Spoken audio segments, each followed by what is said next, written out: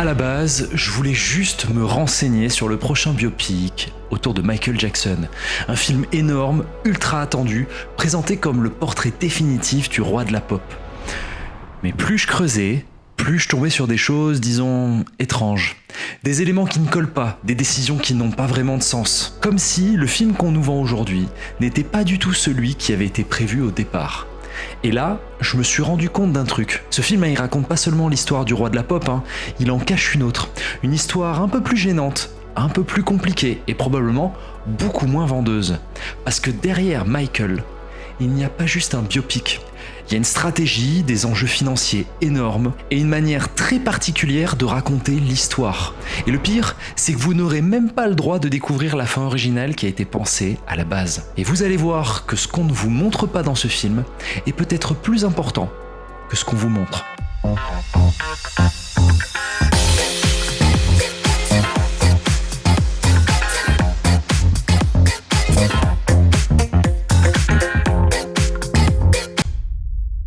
Donc pour comprendre ce qui se passe avec Michael, il faut prendre un peu de recul, parce que contrairement à ce qu'on entend souvent, les biopics musicaux, c'est pas du tout une mode récente. Ça existe presque depuis toujours à Hollywood. Déjà dans les années 40-50, les studios utilisaient ces films biopics musicaux comme moteur de succès au box-office. Pas folle la guêpe, et un moyen de préserver la culture. On peut citer The Jolson Story en 46 notamment. C'était déjà une logique industrielle, sauf qu'à un moment, le public, il s'est lassé. Et dans les années 60-80, le genre il disparaît presque complètement. Pourquoi ? Parce que la concurrence de la télévision a fait que le public a pu voir ses idoles directement en émission de variété, chose qui était totalement impossible à l'époque. Et que le nouvel Hollywood, en plein boom à ce moment-là, préférait le réalisme cru au portrait lissé et sanitisé des studios. Mais le biopic musical ne meurt jamais vraiment, comme on dit. Personne ne le dit, mais j'avais vraiment envie de dire cette phrase. Il revient sous une autre forme en fait. Dans les années 2000, le biopic devient un outil parfait pour une autre chose. Gagner des Oscars. Ray, Walk the Line, La Môme, ce sont des films qui reposent sur une chose, la performance d'acteurs et une approche plus psychologique, dirons-nous. Mais le vrai tournant, celui qu'on connaît aujourd'hui, il arrive plus tard. En 2015, Straight Outta Compton. Petit budget, mais un énorme succès. Et là, les studios comprennent un truc très simple. La musique, c'est une mine d'or. Mais surtout, les artistes, c'est des marques. Et ça va tout changer. Cette renaissance des biopics musicaux, du coup, c'est pas un simple hasard artistique, comme je viens de le dire, mais une véritable mutation industrielle, où la vie des icônes est devenue l'actif le plus précieux des studios hollywoodiens. Pour ces investisseurs, la musique, c'est plus seulement de l'art, mais une propriété intellectuelle, ce qu'on appelle une IP, qui doit être rentabilisée de manière agressive. Le biopic devient donc un outil marketing. Le film devient le levier ultime. Il s'agit d'une publicité de 2 heures conçue pour introduire un artiste auprès des nouvelles générations et consolider sa place dans la culture populaire. Bon, puis après ce film de 2015 arrive le film qui casse complètement le système, Bohemian Rhapsody. Avec 910 millions de dollars de recettes mondiales pour un budget de seulement 52 millions, Bohemian Rhapsody, sorti en 2018, éclate tout sur son passage. Un biopic qui rapporte plus que certains films de super-héros. Et c'est ce film qui a glorifié la formule de sanctification, c'est-à-dire l'ascension, la chute par les excès, la rédemption finale par un concert iconique. Alors je vais pas revenir sur combien moi personnellement j'aime pas ce film, pour des raisons déjà de vérité historique et aussi parce que je reparle tout à l'heure de pourquoi ces films ont tendance à m'agacer, donc reste dans la vidéo. Et à partir de là, tout le monde veut sa part du gâteau. Rocketman, Elvis, puis il y en a eu d'autres, d'ailleurs des plus ou moins bons, pour citer les moins bons, Whitney Houston, Bob Marley, One Love, Back to Black, ou des plus auteuristes qu'on peut citer comme A Complete Unknown ou encore Better Man. Donc il y en a un peu pour tous les goûts musicaux et cinématographiques jusqu'à ne plus en pouvoir. Et c'est exactement dans ce contexte qu'un projet comme Michael devient possible. Alors on va te parler de ce projet, j'ai besoin de votre aide. Je fais maintenant des vidéos YouTube qui me prennent du temps et sans revenu à ce niveau. Si jamais la vidéo vous plaît, n'hésitez pas à vous abonner, lâcher un commentaire, c'est ultra important pour le référencement et puis pour me donner la force de continuer. Donc le projet, il prend racine en novembre 2019 lorsque le producteur Graham King, fort du succès planétaire de Bohemian Rhapsody, sécurise les droits de production auprès des exécuteurs de la succession de Michael Jackson, John Branca et John McClane. L'objectif initial est de produire le biopic définitif capable de surpasser tous les records du genre. Très vite, tous les astres s'alignent autour de lui. En février 2022, Lionsgate annonce officiellement avoir acquis les droits de distribution mondiale et en janvier 2023, Antoine Fuqua est nommé réalisateur, apportant sa vision de portrait humain sans phare. Le scénario est confié d'ailleurs à John Logan, qui est derrière Gladiator ou Skyfall. Le choix de l'acteur principal est aussi le premier tournant majeur. Après avoir auditionné plus de 2000 candidats, la production va choisir Jafar Jackson, le propre neveu de Michael, pour le rôle.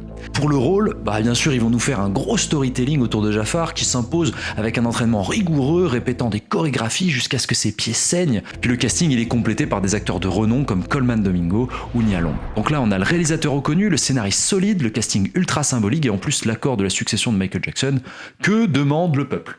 Le tournage initialement prévu pour mi-2023 est repoussé à janvier 2024 en raison de la grève historique de la SAG-AFTRA. Les prises de vue se déroulent notamment à Santa Barbara. La photographie principale se termine officiellement le 30 mai 2024. Donc la promesse, elle est énorme. Le cœur de cette promesse, porté par le producteur Graham King, est de présenter un portrait humain mais non aseptisé de l'artiste. C'est lui qui le dit, c'est pas moi. Le film permet de souligner comment Jackson a brisé les barrières raciales pour devenir une figure d'inspiration mondiale. Et le choix de Jafar Jackson est présenté comme une garantie d'authenticité physique et vocale, perçue par l'équipe comme une véritable vocation. Bref, la communication de Lionsgate et Universal Pictures ne traite pas le film comme une simple sortie cinéma. Il suffit de voir les bandes annonces qui, au lieu d'expliquer l'intrigue, les affiches misent sur la reconnaissance immédiate de la silhouette et des tenues iconiques, comme la veste rouge de Beat It. En gros, on nous vend un film humain, profond, non aseptisé, un vrai portrait, un film qui va tout montrer. Et même en coulisses, on parle d'un premier montage de 4 heures. Donc tu te dis, ok, ils ont vraiment tout donné. Sauf que c'est là que tout change. Parce qu'en réalité, le film qu'on nous vend aujourd'hui n'est pas celui qui a été tourné. Pas complètement.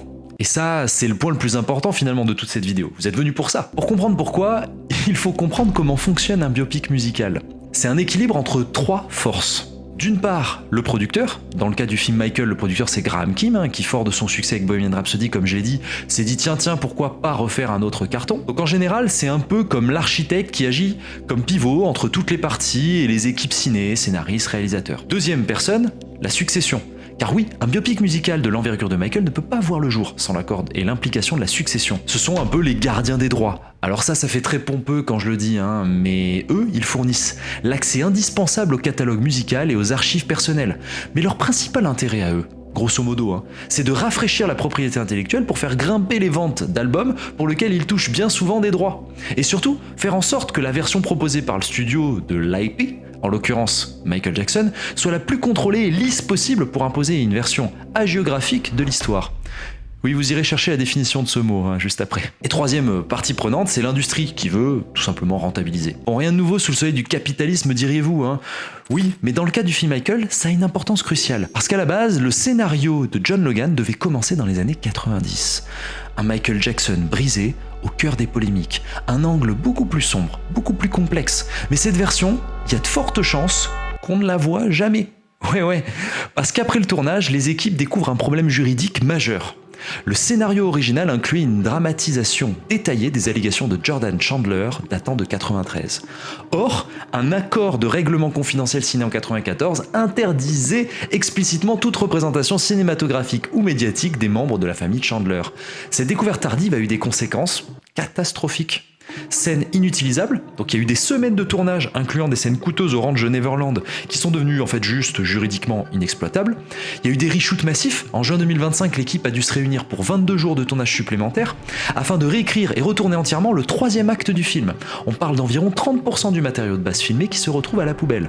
Ou pas, on y revient tout à l'heure. Une explosion du budget, donc ces complications ont fait grimper le budget initial qui était aux alentours de 120, 150 à 150 voire 200 millions de dollars. La succession de Michael Jackson a dû elle-même assumer ses coûts supplémentaires en raison de leur erreur de vigilance juridique. En fait, ils ont totalement réécrit la fin du film, qui aujourd'hui devrait, selon mes pronostics, au moment où j'écris cette vidéo, finir sur une note beaucoup plus positive, n'est-ce pas ? Et tout ça, c'est pas juste une question d'enjeu artistique, car le film a d'énormes enjeux financiers.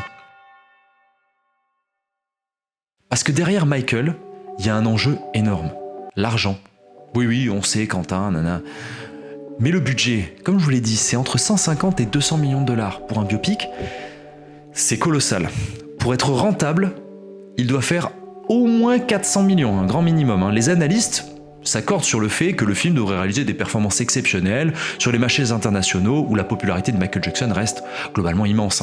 La France est d'ailleurs souvent citée comme l'un des pays où le film pourrait surpasser les scores d'un Bohemian Rhapsody. Donc forcément, le risque, il est énorme, mais le potentiel, il est là aussi. Et quand il y a autant d'argent en jeu, tout ça pour dire que tu ne prends aucun risque narratif. Ni financier d'ailleurs. Pierre angulaire de la stratégie habituelle de Lionsgate consiste à compenser la majorité des coûts de production par des préventes sur les marchés étrangers. Lionsgate vend souvent les droits de distribution internationale avant même la sortie du film, ce qui permet de couvrir les frais de production initiaux.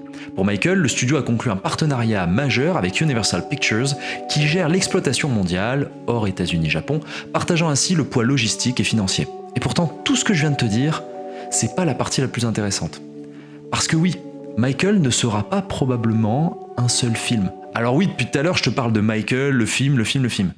Mais attention, Michael ne sera probablement pas un seul film. L'existence d'une suite au biopic Michael est plus qu'une simple rumeur, mais une stratégie industrielle créative déjà largement planifiée par Lionsgate et Universal et la succession de Michael Jackson. Parce que, plusieurs indices déjà, les 4 heures de rush que j'ai dit tout à l'heure, on estime que 30% du matériel original, donc incluant les scènes tournées au Ranch de Neverland, a été mise de côté pour être reconstitué potentiellement dans une future production, ce qui permettrait de lancer une suite sans engager les frais d'un tournage complet de grande ampleur. Toutes les scènes coupées du coup qui vont derrière, et quelques déclarations de dirigeants qui pointent plutôt vers une suite. Et là tu commences à anticiper le vrai move. Alors attention, je prends au conditionnel, quand même pour l'instant rien n'est affirmé, c'est que des conjonctures. Mais l'idée serait peut-être de transformer la vie de Michael Jackson en franchise. Rien que ça. Bon, j'ai envie de vous dire, c'est pas une formule neuve. Est-ce qu'un biopic peut encore être honnête aujourd'hui ? Ou est-ce qu'on regarde simplement des histoires validées par ceux qui ont intérêt à les contrôler ? Parce que dans le cas de Michael, ce que vous allez voir au cinéma n'est peut-être qu'une partie de l'histoire. Bon, et vous en pensez quoi ? Dites-le moi en commentaire.